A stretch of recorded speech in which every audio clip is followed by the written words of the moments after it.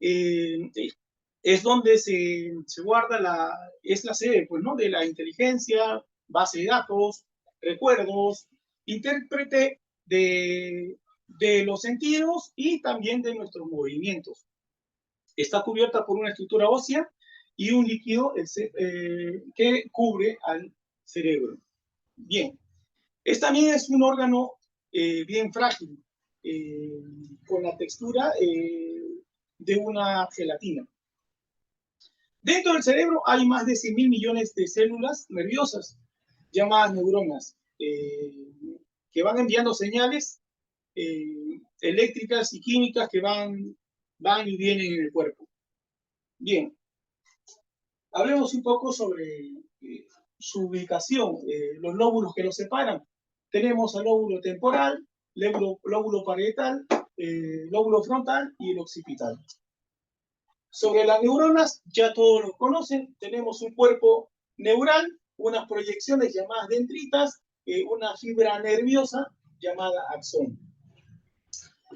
Bien, durante una lesión traumatológica, como la lesión conocida como golpe y contragolpe o aceleración y desaceleración, el cerebro rebota una y otra vez contra la pared ósea en el interior del cráneo. El impacto puede ser suficientemente violento como para causar un hinchazón, moretón en el tejido cerebral. Esta de aquí se llama contusión. Lesión axonal difusa. Los axones experimentan grandes fuerzas de elongación, de cizallamiento y separación del cuerpo celular. Tenemos aquí una célula, un cuerpo neural completo, y aquí hay una separación,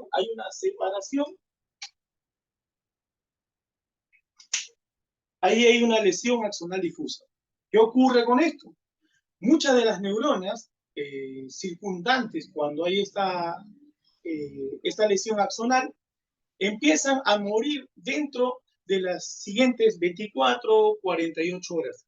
Pueden resultar en síntomas como breve pérdida de la conciencia, pérdida de memoria a largo plazo, daño a la habilidad para solucionar problemas en atención y en la percepción. Los casos graves de lesión axonal difusa pueden resultar con el paciente en coma o estado vegetal persistente. También son afectadas por tumores, infecciones, intervenciones quirúrgicas en el cerebro. La causa más habitual de los daños, en este caso en área específica, el área Broca, son aquellas que abarcan la arteria cerebral. Esta zona es la que suministra sangre al área del lenguaje.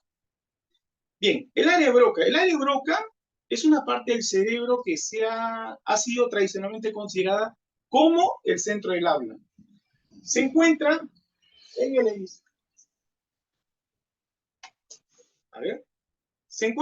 el hemisferio izquierdo dominante del cerebro. Justamente aquí.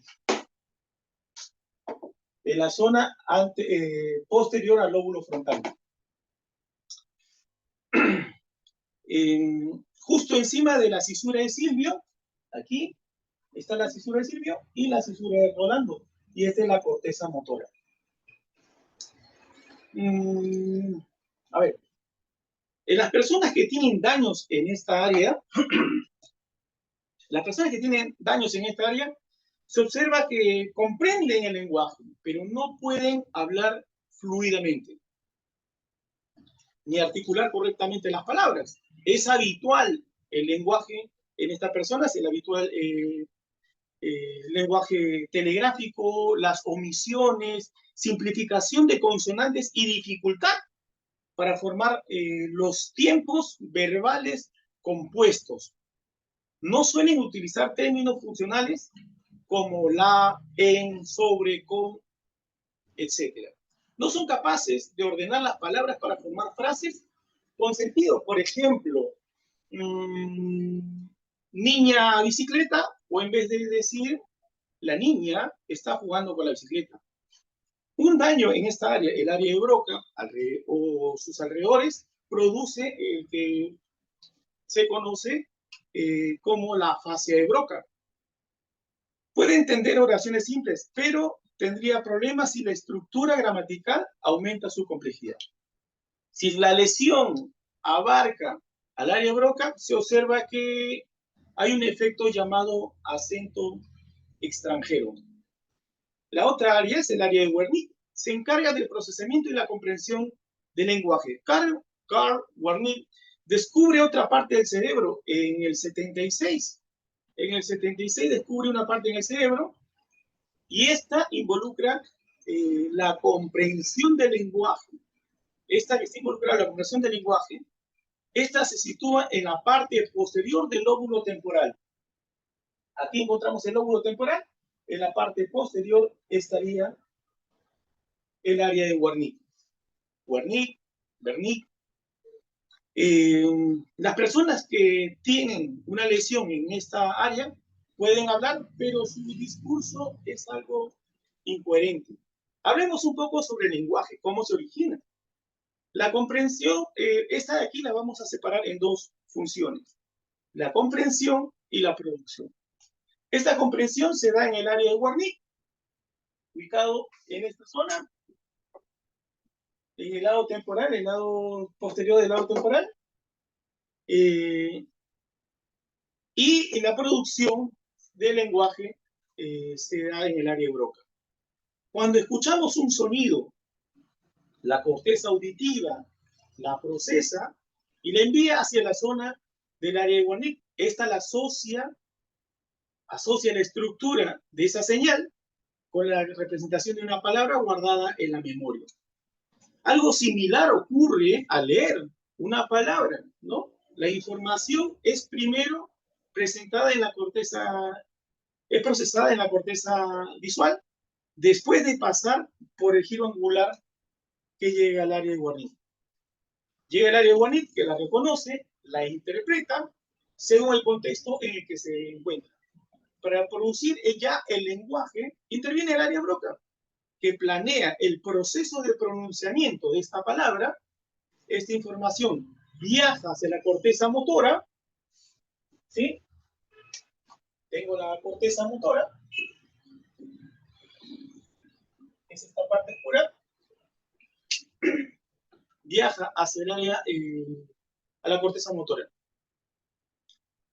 Bien, este método es igual, o esta forma es igual para el lenguaje oral, escrito o la de señas. La conexión entre el área de Wernicke y Broca se da de igual manera en personas sordas que utilizan el lenguaje de señas. Bien, hagamos una breve reseña sobre su descubridor. Fue descubierta en el 1861 por el neurocirujano francés Paul Broca. Comprobó que el área de Broca, fundamentalmente, que el área de Broca es fundamental en la expresión del lenguaje. Para esto sugiero revisar unos artículos que él publica. En una de ellas, en el artículo que publica, el artículo se llama Prisionero, Broca, prisionero en su tiempo, y el otro artículo que publica es Broca y la localización del lenguaje articulado. Esta fue publicada de 1861 a 1865. Arnold. Bien, hablemos Arnold, un poquito sobre... Sí. Una consulta. ¿Cuál era tu tema de exposición? Es lesión cerebral en base al ¿cómo se llama? Al lenguaje. Ya, sigue. Te queda 2 minutos.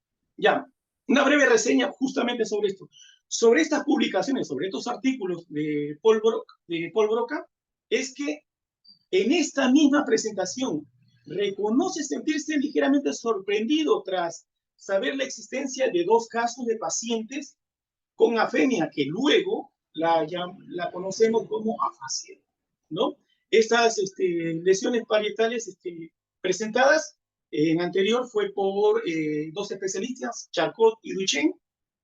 Broca, dentro de este artículo, publica en el 61 un trabajo sobre un paciente que medianamente tenía 30 años y Broca lo examina y se dio cuenta que esta persona la única expresión que podía articular era la sílaba tan. Por esto también se le conoce a este paciente como Monsieur Tan. Nombre del paciente, Luis Víctor Le Bornet. Tenía el nivel de comprensión normal, podía entender, podía expresarse con gestos y no presentaba ningún problema en los músculos bucoarticulatorios. Después de su fallecimiento en el 61, se pudo comprobar en su autopsia que tenía un amplio daño cerebral debido a una condición infrecuente llamada neurosífilis.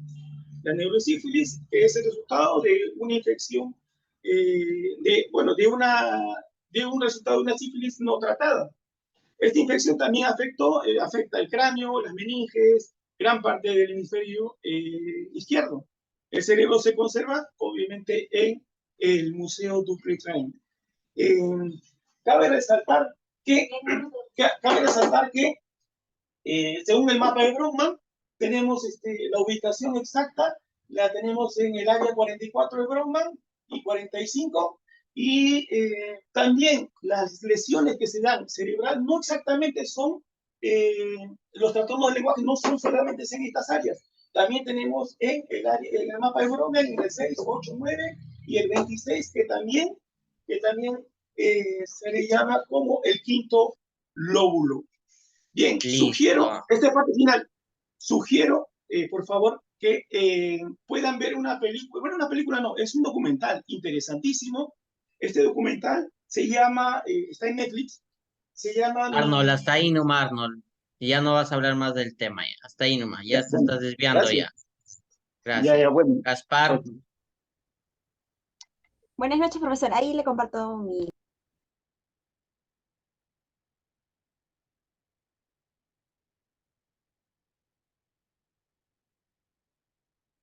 tu cámara, por favor. Luego de Gaspar, sigue Chávez.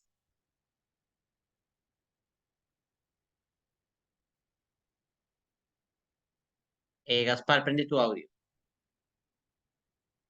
Bueno, apagaste la cámara ahora. Prende tu audio. Ajá, Listo. ya, ok. Bueno, hoy me ha tocado a exponer y hablar sobre el trastorno de la disfemia, la cual pues hablaré sobre la definición, los síntomas, la etiología y el tratamiento.